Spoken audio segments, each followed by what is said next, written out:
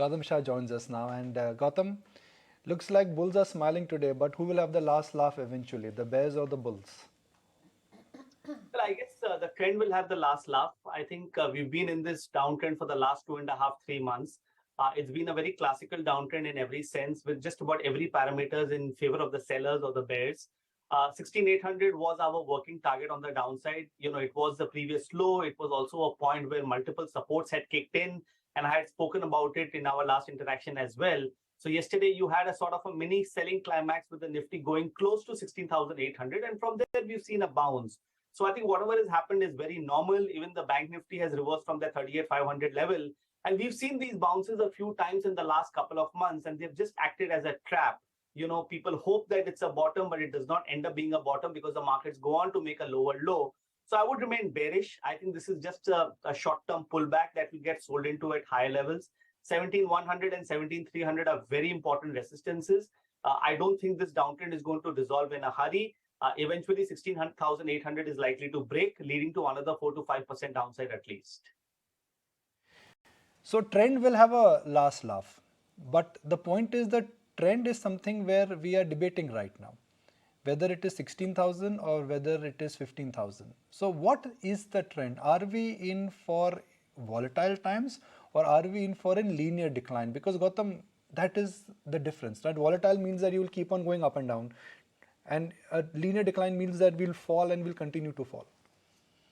See, Nikuj, every downtrend is different. You can't compare the downtrends of the last 20, 25 years to what has happened in the last 18 months. Because in one sense, the mid caps and small caps have been in a downtrend since October 21. It's just that the Nifty made a new high at 18,900, in November, December.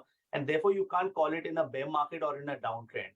But I think the trajectory will remain down. It will be volatile. It's not going to be a linear decline because we live in a very dynamic world where too many things are happening on a daily basis. So you will see a lot of volatility, but the sequence of lower tops and lower bottoms will continue.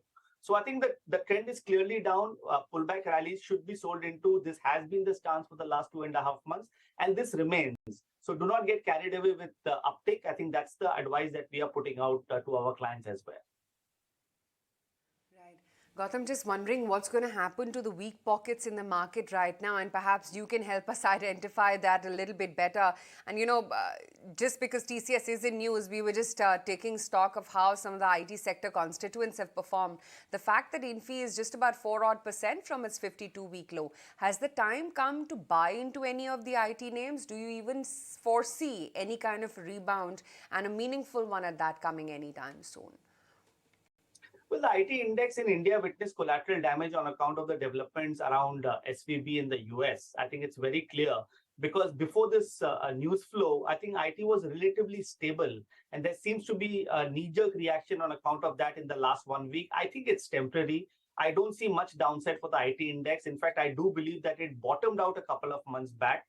This is a buying opportunity from an investment perspective. So go out there and create those long-term positions in IT stocks, large caps, mid caps. I think we like it across the board. And the other two pockets of the market that we like is PSU and capital goods. So these are the only three pockets that we like. But in terms of the weaker names, we are still very bearish on the Bank Nifty. I think our eventual target is 37,500. We are very bearish on Reliance.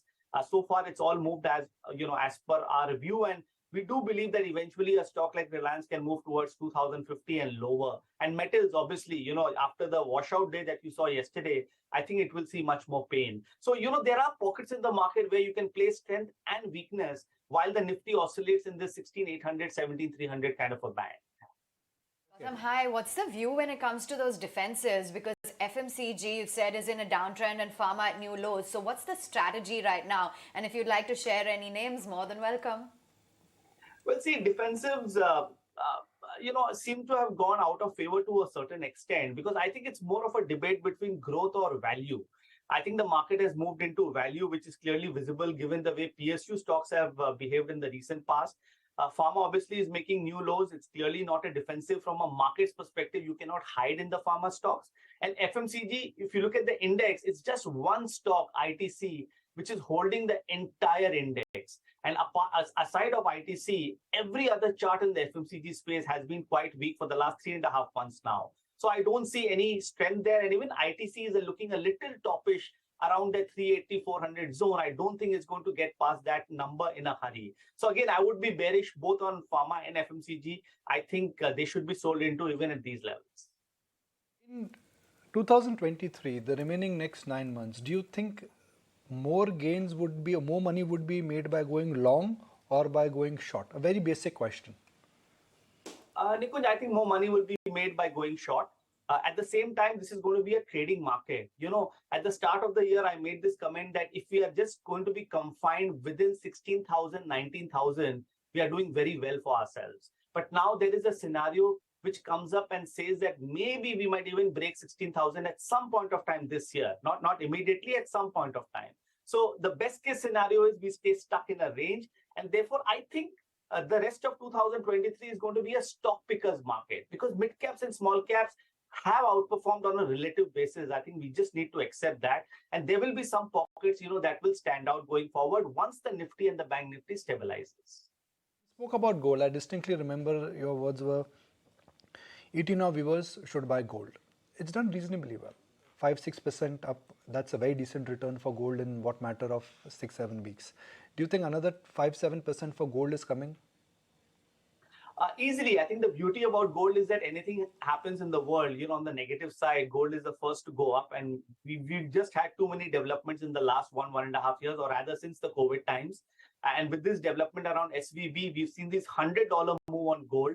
It's already at 1915, 1920. I think it will get past 1970 in the near term and eventually move past lifetime highs of 2017. So there is 7, 8, maybe even 10% upside on gold and about 15 to 17% upside on silver. And we strongly recommend topping up on both these precious metals at current prices and on any small decline. Where do you see strength in the market, Gautam? I mean, I know you want to short the index further, but where is it that you foresee that the sectors could be a little bit more resilient to what's going on overall in the markets? See, Aisha, last year when the Nifty went towards levels of 18,900, there were a lot of contributors on the way up. A lot of stocks did well at the same time. But now when I look at the top 12 stocks, I just get the feeling that not 1 out of 12, has a strong medium-term chart, barring maybe an ITC and to a certain extent Bharti. Everything else, basically has a negative setup. So when there is no leadership, there is no participation. And if you were to do a sum of parts kind of an analysis for the Nifty, you don't get the confidence that the market can actually sustain at high levels. And if you really look at the reverse side of it, if all of these stocks are negative, then there are just too many stocks pulling the market down. And that's why I think we got to 816, 800 yesterday. And possibly at some point of time, we will break that as well. I'm going to just do a chart check with the top 3 weighted stocks, Gautam, because that will define which way things are moving. Number 1 weightage, Reliance. You said that you bearish on Reliance, but the stock is at a 52-week low. So can it slip further? Can it go back to what levels? I can actually go very lower, Nikunj, because I think in the last 1 year, in the good times, Reliance refused to participate. Number of times it got to 2,700 and just corrected from there. And this activity of the last 1 month is actually quite bearish. And it's the weekly and the monthly charts which have got quite negative. So our working target on Reliance is 2050. But I wouldn't be surprised that if it even goes below levels of 2000 and eventually maybe even tests a level of 1850, 1900. So that's a large 10% kind of a fall on a stock which is 11% weightage on the Nifty. Heavyweight is HDFC Bank. It has not been a complete, it's a stock which has underperformed, let me put it this way. So what are the chances this will fall less? I think it will fall less because anyway, I think to a certain extent, it's under-owned now. Till a couple of years back, when the ICICI Bank versus HDFC Bank story played out, ICICI Bank became over-owned and HDFC Bank became under-owned. That's what we feel. And given that, I think HDFC Bank is a good place to hide. If you're a long-term investor and you want to protect your portfolio with falls of 15, 20, 25%, which is happening in many other stocks in the market, HDFC Bank and HDFC fit the bill. So it will be a market performer, but it will not see great downside from these levels. Wait, is Infosys. Well, Infosys, I would be positive. I think, as I said, I'm positive on the IT index. I like Infosys and TCS. I think this fall is a little overdone, is more sentimental in nature. And closer to the 52-week close, I think the risk reward is very lucrative to go long. So probably IT is one basket that will try and hold the market, every time it comes close to support levels. If I put a gun to your head and say, Gautam bhai, no sell calls. You have to buy a stock. And there's a gun to your head. What would you say? Shoot me, or you'll give me a name? No, there's always a name, yeah. I think, so I would say L&T. I think capital goods has been our favorite all along. I see it as a 3-year, 5-year story. So these market dips are a great opportunity to buy into capital goods. Look at what Cummins has done, ABB, Siemens, L&T. I think they are great buys from a long-term perspective. The moment the market stabilizes, these stocks will start making new highs once again. Saying this because there is a gun to your head, or you would have said these names if there was no gun to your head also? Only because there was a gun to my head. Okay, I'll remove the gun now. Now tell me the names. Pretty much the same names, Nikunj, but I would also add the PSU names. I think we like the setup of NTPC, Coal India, Power Grid. I think I love the way these stocks have behaved in these difficult times. There is earnings, there is dividend yield, there is under ownership. And I think they could do really well.